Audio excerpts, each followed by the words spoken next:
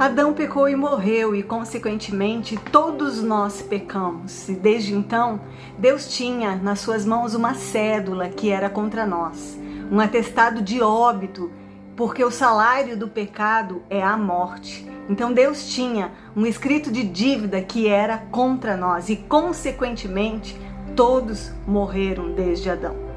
Caim matou Abel, e Deus deu então a Adão e Eva um outro filho chamado Sete, dizendo, porque Deus lhe dera um outro descendente no lugar de Abel.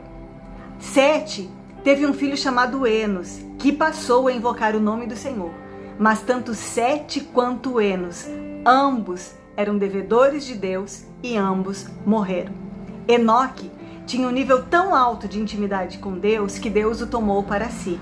Matusalém foi um homem que passou mais dias na terra. Ele viveu 969 anos, mas também Matusalém tinha um atestado de óbito nas mãos de Deus e morreu. Lameque profetizou acerca do seu filho Noé e liberou uma palavra poderosa em favor do seu filho, dizendo: este nos consolará acerca das nossas obras e do trabalho das nossas mãos, por causa da terra que o Senhor amaldiçoou. E essa palavra se cumpriu. Noé, em meio a uma descendência corrompida, achou graça diante de Deus. Passou 100 anos construindo uma arca e tanto ele quanto a sua família, o total de 8 pessoas, foram salvas durante o dilúvio. Mas tanto Lameque quanto Noé morreram. Da descendência de Noé vieram seus filhos. Mais precisamente vamos falar de um deles chamado Sem. Daí vem a expressão antissemita. E dessa descendência de Sem nasceu Abraão, que é o pai da fé, que creu contra a esperança, e isso lhe foi imputado para a justiça. Ele teve seus descendentes. Abraão gerou Isaque, Isaque gerou Jacó. Jacó teve 12 filhos, cada uma das 12 tribos de Israel. E Jesus é judeu, da tribo de Judá, o leão da tribo de Judá. Um dos 12 filhos de Jacó, José, foi um homem fiel a Deus. E através da sua vida, Deus livrou todo o Israel de um período de fome e escassez e os levou para o Egito. E lá eles se multiplicaram grandemente e se tornaram uma nação grande e poderosa. José se tornou o segundo homem mais poderoso do Egito. Mas Abraão, Isaque, Jacó, José e todos seus irmãos, todos morreram. Após a morte de José, o povo se multiplicou muito lá no Egito.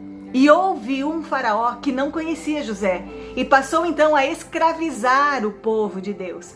Até que Deus levantou então um libertador chamado Moisés.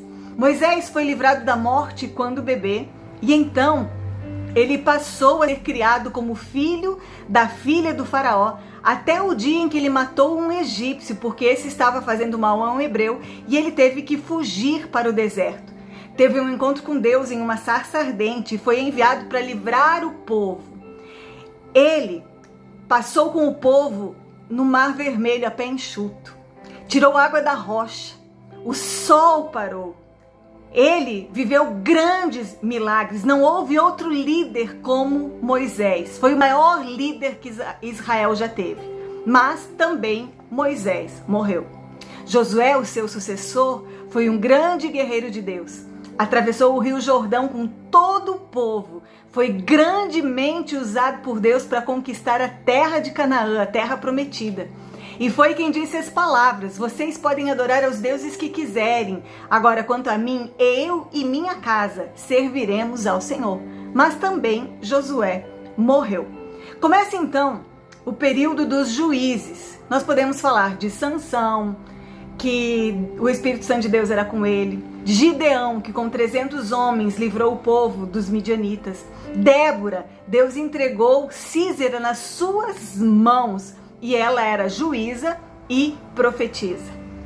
Começa então, queridos, esse período no meio de Israel. O último dos juízes foi Samuel. Samuel foi sacerdote, profeta, juiz, foi resposta das orações de Ana. Ana queria um filho, mas Deus queria um profeta e um sacerdote, porque os sacerdotes estavam corrompidos. Então nasceu Samuel, o maior legislador que Israel teve, o último dos juízes, sacerdote, profeta. Ele ungiu os 2 primeiros reis de Israel, Saul e Davi. Saul amava o trono, mas Davi amava a Deus. Começa então o período dos reis, mas todos os juízes até então, todos morreram. Davi, um homem segundo o coração de Deus, que teve o desejo de construir o templo, mas Deus disse que ele tinha as mãos sujas de sangue por causa das guerras e que o seu filho, então, iria construir o templo. E assim aconteceu com Salomão. Salomão construiu o templo. Ele poderia pedir o que quisesse a Deus, mas pediu sabedoria. Ele escreveu mais de 1000 provérbios. A sua fama, pela sua sabedoria, pela sua riqueza, se espalhou por todos os reinos do mundo, a ponto da rainha de Sabá dizer: é muito mais do que eu imaginava.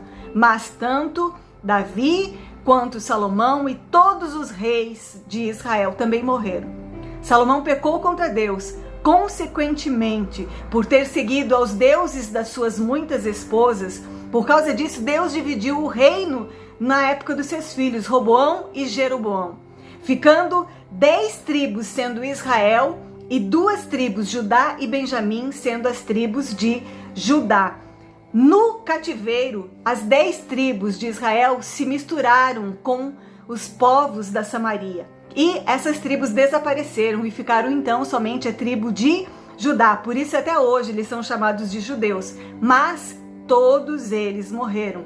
E dentro de todo esse período que nós falamos aqui, houveram muitos profetas, e nós podemos citar Elias, Eliseu, Isaías, Jeremias, Ezequiel, Daniel, Jonas, Joel, Oséias e muitos outros. Mas com exceção de Elias e de Enoque, que foram arrebatados, todos os demais morreram. Todos esses grandes homens de Deus morreram e foram para o seio de Abraão, porque Jesus ainda não tinha vindo. Há algo que nós precisamos entender. Tanto no Antigo Testamento quanto no Novo Testamento e até hoje, o meio para a salvação é um só: é aceitar o sacrifício de Jesus. Só que eles viviam na expectativa e nós vivemos a perspectiva, nós vivemos o cumprimento da promessa.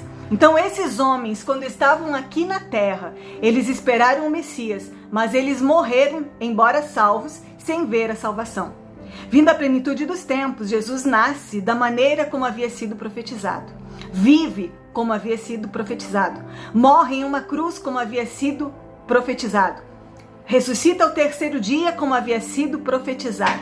Sobe aos céus. E quando os homens viram ele subir, disseram: da mesma forma como vocês viram ele subir, certamente ele voltará e todo olho o verá.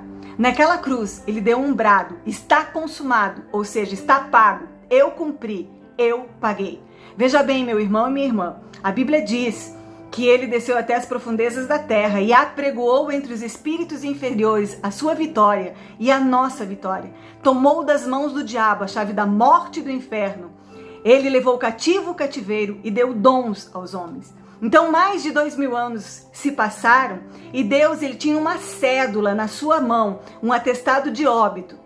E ele não poderia nos perdoar essa dívida por causa da sua justiça. Mas ele entregou o seu Filho unigênito, que nunca pecou, e colheu a consequência do meu e do teu pecado. Por isso, o livro de Colossenses, capítulo 2, do versículos 14 e 15 diz: tendo riscado o escrito da cédula, ou o inscrito da dívida que era contra nós, expôs publicamente os principados e potestades, triunfando-os na cruz. Não há mais nenhuma condenação para os que estão em Cristo Jesus. Ele pagou a nossa dívida. Glória a Deus. Eu espero ter abençoado sua vida com essa palavra. Sou a pastora Ana Lúcia Petri, do Instituto Único Caminho.